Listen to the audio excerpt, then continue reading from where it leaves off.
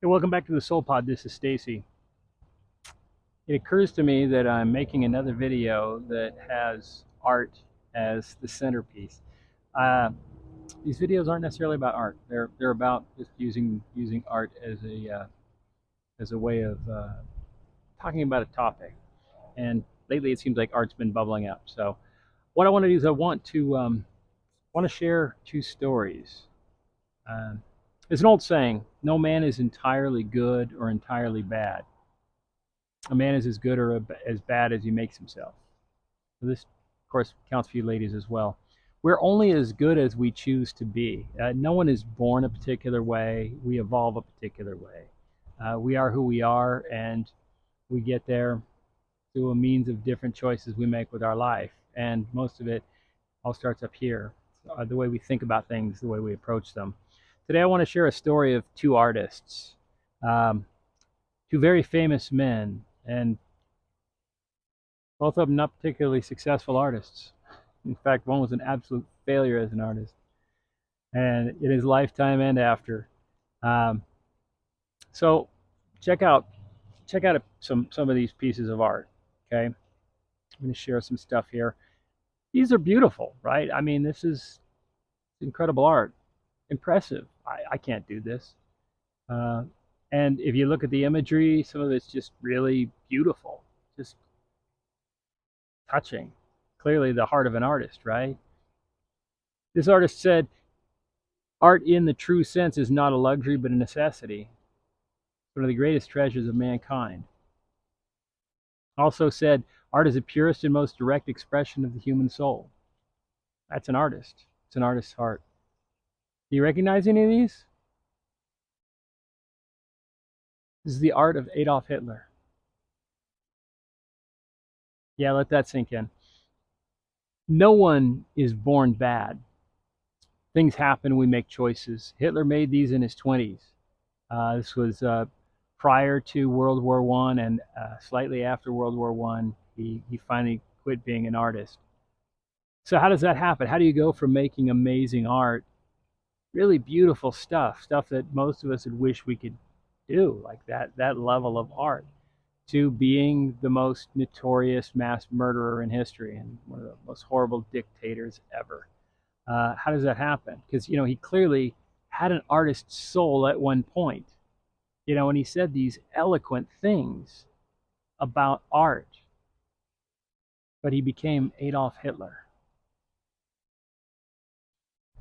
There's an old Cherokee story, a fable, and you may have heard this, but it fits here nicely. There's a grandfather talking to his grandson, and he tells him, he says, "Inside of all of us, there are two wolves.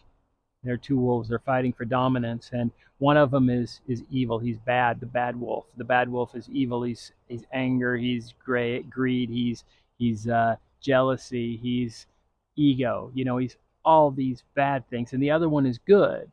He's good. He's kindness. He's love. He's generosity. He's all the good things. And they're constantly at battle." And the little boy thought for a while before he asked his grandfather, "Who wins?" And his grandfather said, "The one we feed." It's the one we feed. So I want to tell you about another artist who wasn't particularly successful in his life. So let's look at some of his stuff. It's a man who lived during the same time. They were born about 15 years apart. And this is a man who said, "Painting came to my rescue in my most trying time." This was his way of escaping, painting, putting brush to canvas. And this is Winston Churchill. Some could say the man who defeated Hitler. At least he he defeated him in the Battle of Britain. He was the Iron Man. I want to compare these two because, well, they both had an artist's soul, right? They both had eloquent things to say about art, but they were both men who lived during the same time and ended up on the opposite sides of history. One is considered to be one of the world's greatest leaders, the savior of the British Empire at some point, the British people, the English. And the other is the man who destroyed his country. These two men weren't that different. Hitler grew up in an abusive household. By many accounts, his father was an abusive man and neglectful, and his mother was overly nurturing to, I guess, make up for it. But that's a pretty bad household to grow up in. Now, Churchill grew up the son of a lord, so he wasn't poor. But the stories were that he was highly neglected. At 7 years old, he was sent away to boarding school. His parents were high society people who they weren't that interested in being bothered with a small child. So essentially, they let the system raise him. And he wasn't a terribly successful student as he was growing until later on in school, like what the U.S. we'd call high school. And he finally found his loves, history and things like that. And he became the man that he became. But the difference between these two men was which wolf did each choose to feed? Because we know that the wolf that Hitler fed was one of jealousy and greed and anger and hatred, blame. He took no personal responsibility, but instead blamed all his failures on everyone else. He blamed not being admitted to art school on the Jews. Terrible Jews, it's their fault. It's not my fault. No personal accountability. By all accounts, Winston Churchill had a high level of personal accountability. He owned his shit. If he blew it, he owned it. The quote I shared from him about painting came to my rescue in my most trying time. I was wondering where that came from, so I looked it up. He was, I believe his title was First Lord of the Admiralty, which meant that he was basically really high up in terms of making military decisions during World War I. And during the Gallipoli campaign, which was a terribly disastrous campaign that was essentially a slaughter for the English, they were just destroyed.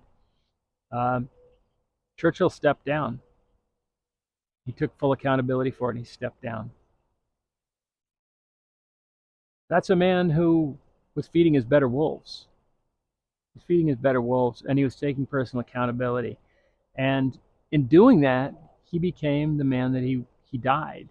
Somebody who was highly celebrated, just a very highly respected person. The difference between these two men, these two artists at heart, was that one fed his better wolves and the other fed his bad wolf. So I guess the question is, which wolf are you feeding? Are you feeding your better wolves? Because that's how you get where you're going. And it's step by step. It's not one giant leap. We're not born Winston Churchill. We're not born Vincent van Gogh. We're not born anyone you could think of that you might think highly of. It's just step by step. I want to leave you with one last thought, and that's this. You don't have to be perfect to be amazing.